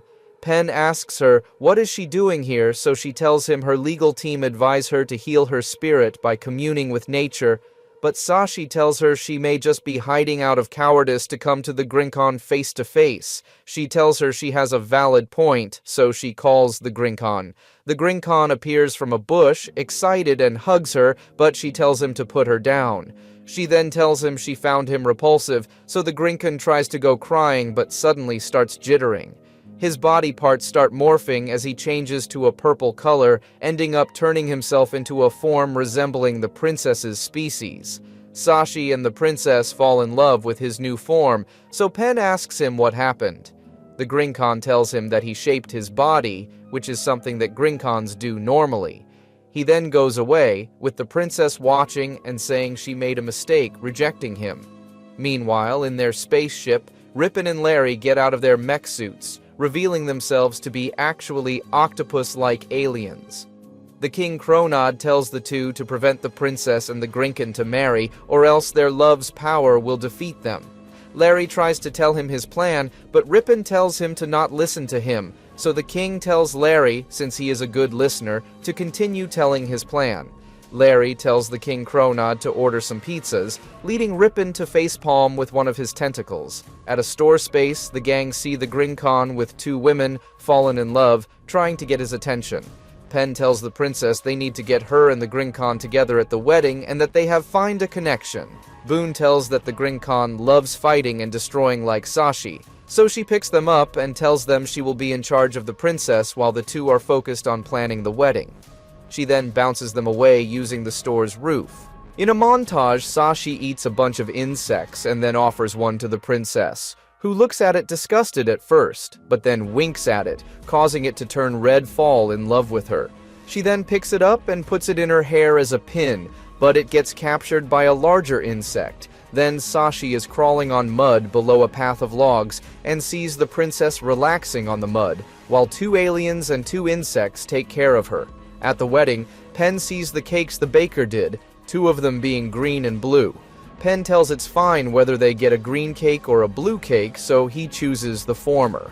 Boone chooses the latter, but Penn tells him they aren't going to discard an entire color palette for a blue cake, so Boone, annoyed, tosses a cake at Penn, covering his face, so he splats the blue cake at Boone's face, covering it with his hand. They then start tossing the cakes at each other.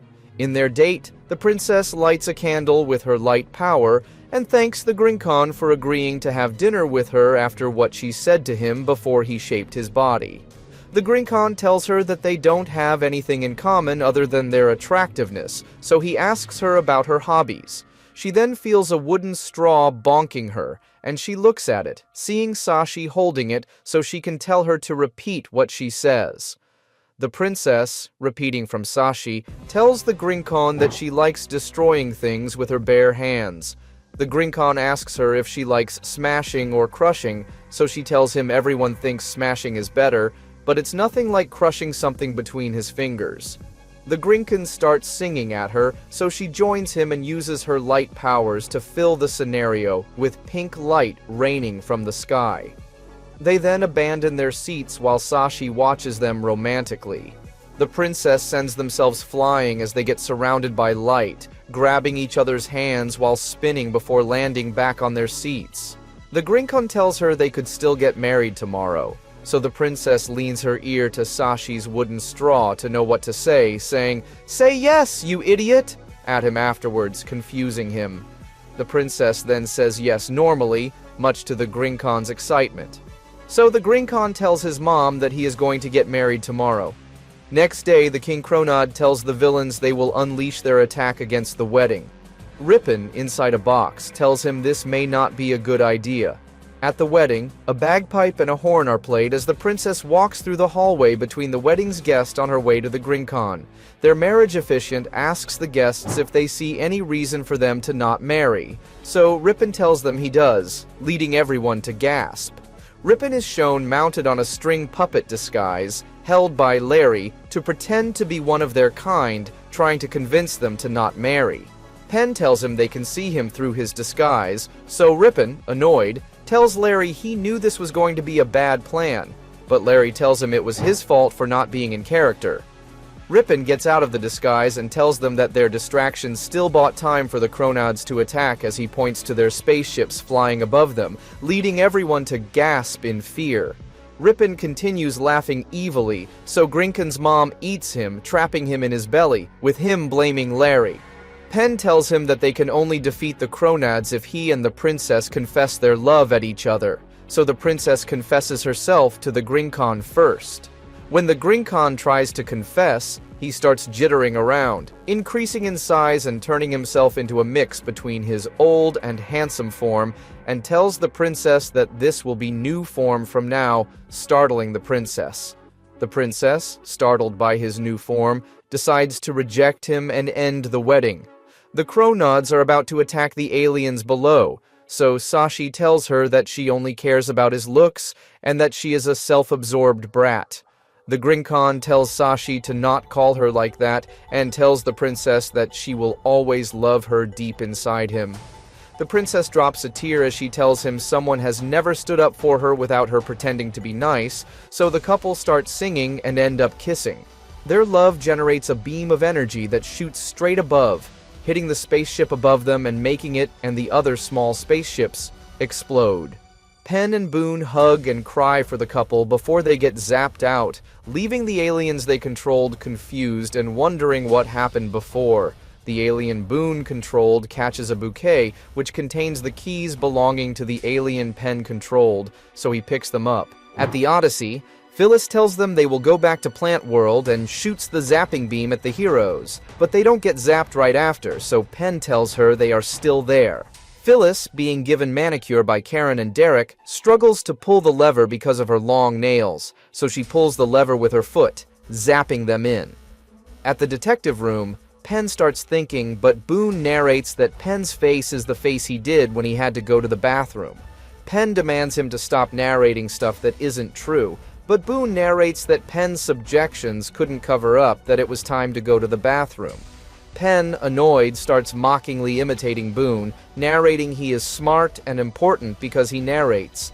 Boone narrates that Penn couldn't do better, so Penn tells him he does, but Boone tells him no and start arguing each other before Penn hears Orchid scat singing in front of the door. Orchid enters the detective room while singing, so Sashi tells her to stop scat singing and asks her if her brother Fern is pretending to be missing again, so he doesn't have to deal with her. Orchid tells her that she instead wants Penn to be a famous singer like her, and that she needs money. Penn tells her he doesn't have money, so Sashi knocks her out of the room, telling her that everyone hates scat singing. Boone narrates that she shoved Orchid out of the room, but she really wanted to shove her jealous feelings too. A lightning strike is heard as a hydrangea lady enters the room, knocking Sashi into a trash bin and introducing herself as Rutilda, and that she is Plantywood's richest woman. Penn asks her what does she wants to do about him, so Boone narrates that Penn needed to make everything about him annoying Penn, so he tells him that Boone is annoying them with his narration. Rutilda tells her that he isn't a narrator, but her third cousin's grand seed, as she reaches out to Penn's pocket, taking out and revealing Boone, who is a basil seed. Penn angrily tells Boone he was in his pocket since their first mission in Plant World. Sashi takes Boone and asks Rutilda how did she knew Boone was in Penn's pocket. Rutilda tells her that isn't important and that she has leaf rot, causing her flowers and leaves to detach from her. She then exits the room, scratching the wall with her leaf arm before a lightning strike is heard again. Penn gets annoyed at the wall getting scratched and asks Sashi if their mission is to fix the wall, so Sashi responds him no, and checks her specs. They have to solve a mystery surrounding Boone. Boone starts narrating that he is right now the center of Penn's and Sashi's lives, so Penn brings a flower pot and buries Boone in it to silence him. At Rutilda's company's headquarters, the heroes bring the flower pot with Boone in it. Sashi pours water from a watering can on the pot, causing Boone to grow out of the pot's dirt, with him saying he feels so good because of the water. Penn puts the pot in the table as Rutilda tells Boone that the company will belong to him once he signs a paper. However, when Boone is about to sign with a pen, lights turn off as someone is heard entering and kidnapping Boone. The lights then turn on, revealing Boone is replaced by the pen with a paper note around it. Penn reads the note, reading that they will never get Boone back unless they pay 1 million chloro bills. They then see Rippen in the window, so they catch him. They confront him about what he did with Boone, but he tells them didn't do anything. While confronting with Rippen about Boone, Penn sees an Employee of the Month photo of Fern, with Rutilda telling them he is their branch manager. Penn deduces that the case between Boone and Rippen isn't right, with Sashi telling him that Rippen may be telling the truth about who really kidnapped Boone. Penn starts narrating himself that he had a hunch that Fern was involved in the case, but didn't know how, and that he hoped he could get in touch with her sister Orchid. Sashi then tells him he doesn't have to narrate himself. A newspaper then covers the scene, informing how Rippen got arrested for kidnapping. Another newspaper covers the previous one, saying he plays dumb after Boone was still not found. A third newspaper covers the second one, saying that he looks terrible in pictures. Other newspapers then cover the previous ones, ending with one saying that Rippen sued the newspaper's headline writer and photographer. Penn and Sashi go to the bar, where a Venus flytrap introduces Orchid to the audience. Orchid tells the audience that her song goes to Penn and starts singing. Penn and Sashi go to the bartenders while they see a tree getting drunk, with his leaves and face falling off his trunk. One of the bartenders, a blue cactus, tells the other bartender, a red flower, that he is annoyed at Orchid's scat singing, since she is singing made-up sounds and not actual words.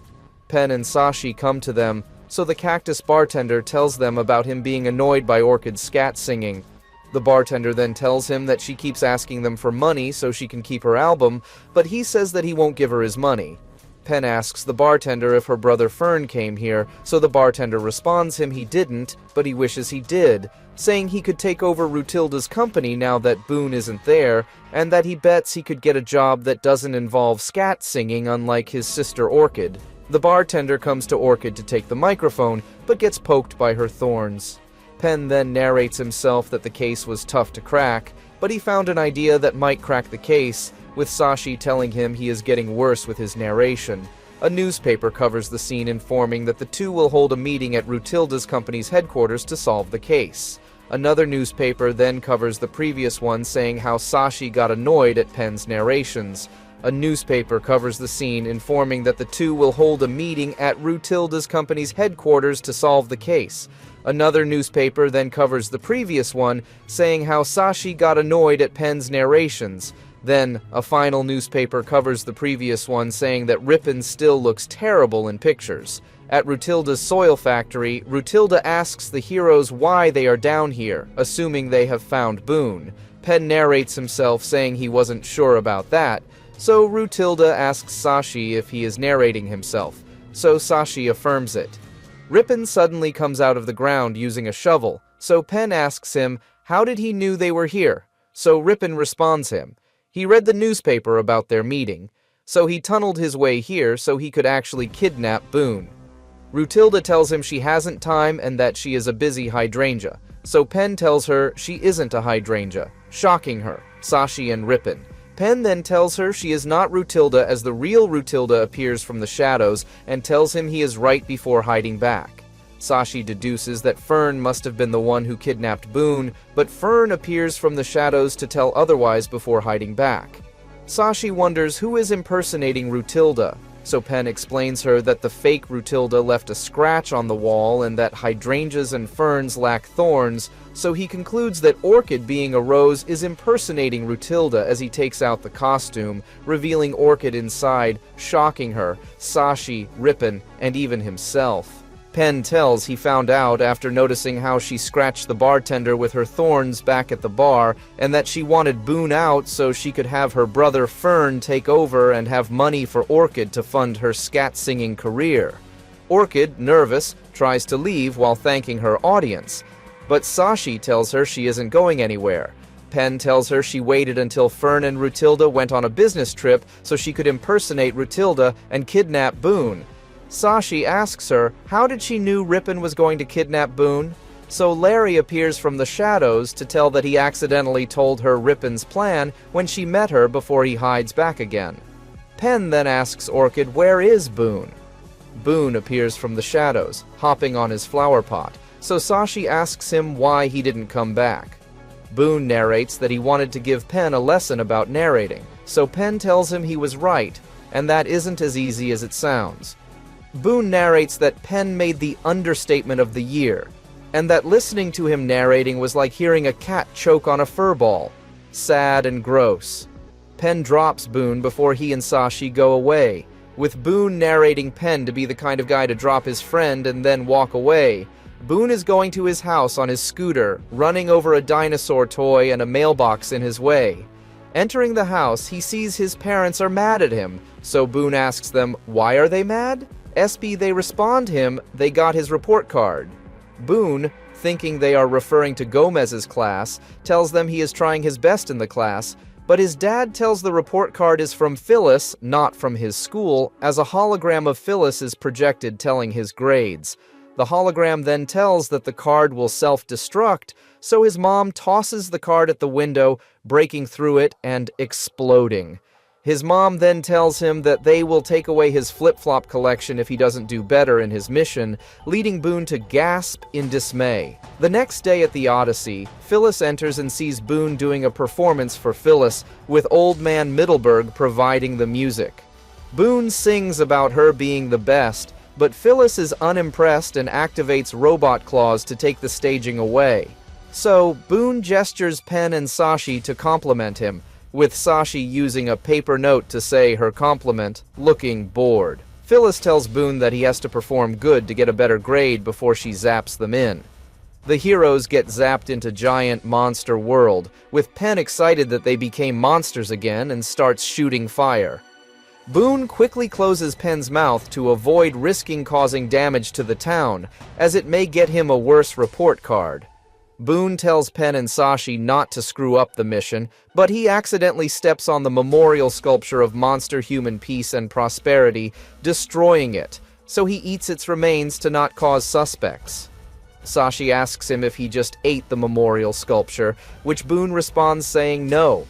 Penn tells Boone not to worry and asks Sashi to check her specs, and she does so. They have to prevent newborn monsters from wreaking havoc in the city, ruining monster human peace, and bring them to nursery. Boone suddenly starts feeling discomfort in his horn, ejecting 10 eggs shortly after. The eggs then hatch into offspring resembling Boone's monster form, leading the heroes to awe and affection. However, the babies start behaving savage and attack Penn and Boone, so Sashi gets them away from them, but they then go towards the city. Boone starts crying, thinking he is going to get a worse report card, so Penn comforts him, telling him he has to clean the eggshells, saying it is the most important job of all time.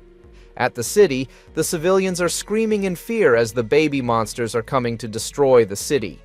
The president gets confused at the baby monsters approaching the city, with Rippen entering her office and saying the monsters are revolting. Larry corrects him, saying the baby monsters are the ones approaching. Rippen asks him about the outfit he is wearing, so the president tells him she is his husband. Larry tells him she liked him so much she put a ring on his finger, with the president telling him she likes the feeling of his hair on her fingers. Sashi flies Penn in front of the city so they can get ready to stop the baby monsters. Penn accidentally breaks a pipe, causing it to spray water at Sashi, leading her to fire webs at Penn. Penn, finding out she can shoot webs, asks Sashi to make a big web to trap the baby monsters, so she goes to set the web but tells Penn not to look as it may embarrass her. Rippen, Larry, and the president are watching the news about the baby monsters approaching, so Rippen tells her they have to destroy them, but she refuses, saying they are children. So, she instead decides what they will have for dinner as she lists various food names, distracting herself. Rippen asks Larry to tell her to defeat the baby monsters since she is her wife, so Larry calls the president to tell her, but, however, he gets knocked to the wall by a panicking civilian opening the door, impacting against a window and falling to the floor. The president sees Larry knocked in the wall before he falls to the floor, so the president, worried, calls a doctor. Sashi finishes setting up the web and flies to Penn, who tells her they should let Boone behind all the time. However, Boone, who is hiding in a hill, tells them he heard that. Boone tells them he didn't took long to clean the eggshells and started to think they gave him a lame job on purpose to distract him from the real mission, and tells that Phyllis told him he doesn't give her happy times because they exclude him as he kicks a sculpture's globe in anger. The globe goes to the web and bounces from it like a slingshot, breaking the web and, therefore, leading Penn and Sashi to get trapped in webs, allowing the baby monsters to enter the city. Rippen, watching the baby monsters, comes to Larry, who is unconscious in the deathbed. The president tells Larry that her life would be meaningless without him, but the heart rate monitor stops indicating beats, leading her to faint. Rippen tells him that he is his friend, and that he is sorry for caring about winning more than him. Larry wakes up and asks what did he miss, turning out the heart rate monitor was just not working. Rippen then goes to the launch panel to activate the missiles, so the president tells him she changed the code and that she will never guess it, so Rippen responds saying 4, causing her to gasp in shock, allowing Rippen to activate the missiles. Boone, annoyed, is on the ground as it opens up to reveal the missiles and shoot them as they home on the baby monsters. Penn tells Boone his parents didn't get mad because he screwed up, but because they love him. So Boone stands up and watches the missiles above. So he goes to the city to jump above them to reach the missiles, stopping them by exploding them earlier. Boone then flies back to Penn and Sashi, still trapped in webs on the last 2 missiles, extinguishing their thrusters' fire afterwards, and goes to lecture the baby monsters, leaving the missiles explode in front of Penn and Sashi. Boone comes in front of the city and angrily tells the baby monsters to go to the nursery. Penn and Sashi facepalm at Boone saving the city, but Penn shortly sneezes, causing the spikes on his back to shoot out and then hatch into baby monsters afterwards, much to Penn's dismay. At Boone's house, he gets excited by his parents allowing him to keep his flip-flop collection, so he takes out his flip-flop and goes to the collection room, revealing itself to be big and containing many identical flip-flops in there. Rippen, disappointed with his year, wishes goodnight to his poodle plush, Freddy, but finds himself taped to his bed and Freddy tied to the ceiling fan. Larry and Phil surprise him with a birthday celebration, including fireworks of Rippen's face and a ribbon-carrying eagle that pulls Rippen's hair. His parents and sister appear via projection, singing Happy Birthday. Rippen is touched until his father says they only remembered because Larry reminded them. Vlurgen, his sister, mocks him for having friends. Larry then begins to tell Rippen's backstory. In a flashback, Phil hires Rippen as a part-time villain, rejecting Genghis Khan. Rippen excitedly tells his parents, but they're unimpressed since it's not a full-time job. His mother says they'll be proud if he becomes half as evil as Vlurgen, who defeats a superhero robot using her scepter. The robot's remains are dragged away by minions as Rippen, clearly jealous, grunts in frustration. 1 month later on Earth, Rippen goes to Fish Stick on a stick, where he meets Larry for the first time, who introduces himself as his part-time minion. Phil asks Rippen if he has evil face, so he responds him no, but it doesn't matter as he predicts that he will be the greatest villain of all time as the flashback ends, revealing Larry narrating Rippen's line. Everyone besides Rippen start laughing, so he tells them he is a great villain since he trapped Brock and Vonnie in the most dangerous world imaginable, but his mom tells him he only became successful once, and his sister then tells him he always loses to a 14-year-old boy. His dad tells her he at least trapped the two parents in the dangerous world, so he is only 99% loser, so Rippen thanks him. His dad then tells him to keep trying and failing as he ends the call. Phil and Larry exit his room as Larry wishes him the happiest birthday, but Phil's eagle flies to his room to peck Rippen, leading him to scream for help. The villains zap in Pirate World, so Rippen asks Larry for the mission, so Larry does so. They have to capture goldfishes made of literal gold and melt them down so Rippen can turn his wooden hair into golden hair and call himself Captain Goldbeard. Rippen uses a telescope to look for the goldfishes, finding them being caretaken by Boone.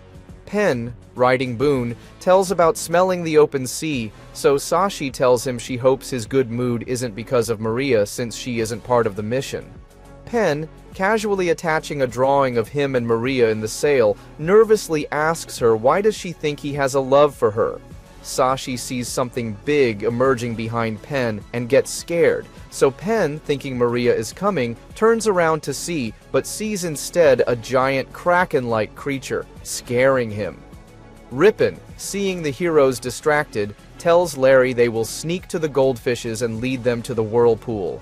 The kraken grabs Boone, leaving the goldfishes in the open, so Rippen goes to capture them on a small fish boat. Boone uses his tail to tickle the monster, leading it to laugh and release Boone. Boone tips over as he splashes back to the sea, leading Penn to land on the mast. Sashi tells him his moo-hoo is glowing green, letting him know there is a shard somewhere. Penn tells her not to worry as he won't get distracted by the shard this time, unlike the previous time the moo-hoo detected a shard. Boone goes upright as Penn dodges the Kraken's tentacles, one of the accidentally activating the moo-hoo's map, allowing him to see the shard is coming towards them. Penn tells Sashi that once they collect the shard, they can now go to the most dangerous world imaginable to get his parents back. Rippen, hiding and watching, overhears Penn talking about the dangerous world as a flashback begins. The flashback starts in a stormy day with Rippen and Larry at Fish Stick on a stick's roof, where Rippen types code in a computer to make the phrase "Rippen rules" appear on the screen many times. A lightning strike is then heard, startling Rippen and Larry, who spills his coffee at the computer, causing the computer to display the dangerous world's coordinates, so he saves the coordinates with a floppy disk. The computer then explodes, so Phil goes to extinguish it. Rippen asks Phil about the dangerous world, so Phil tells him it is the most evil and unstable world in the multiverse, and no one knows its exact location. He then tells them that the dimension can only be closed from inside the world, and that whoever closes them will be trapped there forever. At the Odyssey, Rippen sneaks into the control panel and inserts the floppy disk in it, causing the multi-universe transprojector to open a portal to the dangerous world. Rippen then goes to hide as he crumbles the floppy disk and eats it. Afterwards, Phyllis tells the previous heroes she can't close portal as Brock and Vonnie fight the creatures in the dangerous world, with Wendy Wiseman having a leg injury. Vonnie tells Brock they have to close it from the inside, with Hidden Rippen watching and laughing evilly. Back at Fish Stick on a Stick, Rippen tells he managed to trap Brock and Vonnie in the dangerous world, so Phil calls Genghis Khan and tell him he is glad he didn't choose him, so Genghis breaks his moo-hoo with his axe. He then calls Rippen's parents to tell them what he did, making them proud. Vlurgan appears and tells them she polluted the water supply today, but her dad tells her Rippen is better than her after all. They then cheer Rippen, alongside Larry and Phil, as Rippen smile, ending the flashback. Rippen decides to search the shard before Penn. The heroes are about to get eaten by the Kraken, but it gets shot by Maria's cannon, distracting it. Boat Maria then jumps high so the cannon can shoot at the rocks above the Kraken, causing them to crumble and fall on top of the Kraken. Maria lands on Boone, so Penn pretends to be mad and tells that her rescue may be just for her to take the goldfishes and takes out a sword with a big feather for a blade instead. Maria tells she is a good pirate now and that he inspired her. Penn notices the shard tied to a necklace Maria is wearing, so Penn asks her to give the shard to him as it is important to him, so Amria tosses the shard at him, but however, Rippen swings by and catches the shard. He tells Penn he will never get the shard back, just like he will never get his parents back. Unfortunately for Rippen, Larry bumps into Boone, causing him to fall to the ocean and release the shard, with Penn catching it. Boat Maria grabs Larry by the tail and throws him at the whirlpool, and then she eats Rippen and spits him at the whirlpool, with the villains being eaten by the Kraken. The goldfishes finally go to school, so Maria decides to kiss Penn, but before she does, Penn zaps out, leading to the original pirate he controlled getting kissed instead. At Fish Stick on a Stick, Phil zaps the villains out, with Rippen saddened at his mission fail. Larry tries to cheer him up by bringing him a cake, since today is still his birthday.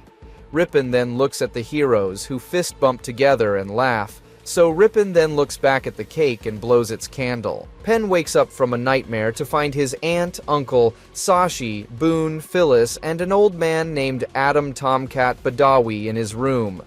Phyllis explains they are preparing to rescue his parents from the most dangerous world imaginable. Adam encourages Penn to believe in himself and listen to his inner hero before flying off with a rocket-powered walker. At the theater, the team receives high-tech battlesuits. Boone's offers historical advice, Sashi's has many weapons, and Penn's houses the shards. Phyllis explains they must charge the shards with evil energy from dangerous spots in 3 evil worlds to open a portal to rescue Penn's parents. Meanwhile, Rippen, Larry, and Phil spy on them using a robotic mouse. In the first world, a windy tunnel, they are attacked by a windmill monster. Boone, lacking good advice from his helmet, uses his own instincts to defeat it. They gather evil energy in a shard and move to the next world.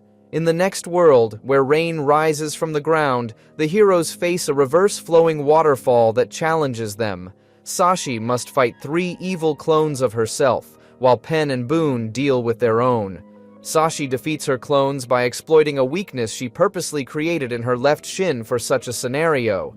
With the second shard charged, they head to a fiery world with floating land pieces. Before reaching the summit, Rippen and Larry summon an army of past villains. Phyllis, having planted a camera in Old Man Middleburg's beard, brings their own army of allies. Phyllis and Phil explain that if evil wins, the multiverse's balance will tip permanently. During battle, Penn reaches the summit but is struck by Rippen, losing shard energy. Rippen's evil recharges the shard, opening the portal. Penn saves Rippen from falling but is knocked off by a shark monster. Boone and Sashi save Penn, then Adam and Phyllis save everyone else. With the heroes victorious, Phyllis reveals they must enter the most dangerous world imaginable and close the portal using implosion bombs hidden in Dennis the robot. After sending most allies home, the remaining group plants bombs while battling monsters. Scaly Briggs announces his retirement, naming Amber as sheriff. When a giant chicken attacks the main bomb, Rippen controls a giant ogre to defeat it, scaring the monsters away. Everyone returns to the Odyssey, but the bombs fail to detonate. Rippen admits he sabotaged them earlier. As the multiverse starts collapsing, Phyllis says someone must close the portal from inside, trapping them forever. Rippen volunteers, inspired by Penn's integrity. He enters the portal, planning to conquer it. Lady Starblaster joins him, along with Larry, the president of Giant Monster World, and other villains. Together, they detonate the bombs, closing the portal and saving the multiverse, while Rippen and his crew remain inside, embracing their new destiny. After sending Maria, Captain, Super Captain, Scaly, and Amber back to their worlds, accidentally sending Adam to Ocean World, Brock asks Phil for new part-time villains. Phyllis interrupts, saying there's no need anymore. She gives everyone except Boone a resume, explaining that with balance restored, part-time heroes and villains are no longer needed. Penn, realizing their mission is complete, asks what to do next. Phyllis tells him to keep being a hero. Then, she and Phil merge into a cosmic being called the Guardian. The Guardian says balance is what matters most and promises to watch over them, probably, before vanishing along with the Odyssey and fish sticks on a stick, which implode in the sky. Confused, the group wonders if Phyllis and Phil were always the same being. Vonnie says maybe good and evil just needed a good shake, though Brock disagrees. Seeing their car covered in parking tickets, Penn says what matters is they're finally a family again, A montage shows everyone enjoying life post-adventure. Brock naps on the couch beside Vonnie. Penn is happy to have his parents back. Boone has dinner with his parents and Karen the bear, who now lives with them. Sashi's specs sit proudly on her family's trophy shelf as her parents hug her. In other worlds, Coach Jackie and Coach Wallace have 8 kids in Ultra Hyperball World. In Night World, Ryan and Little Boone ride Nathaniel while goblins jump rope with a bird monster. In Anime World, Arata, Hideo, and Yumi ride the Snow Monkey bus. In Space World, 2 aliens fly a spaceship.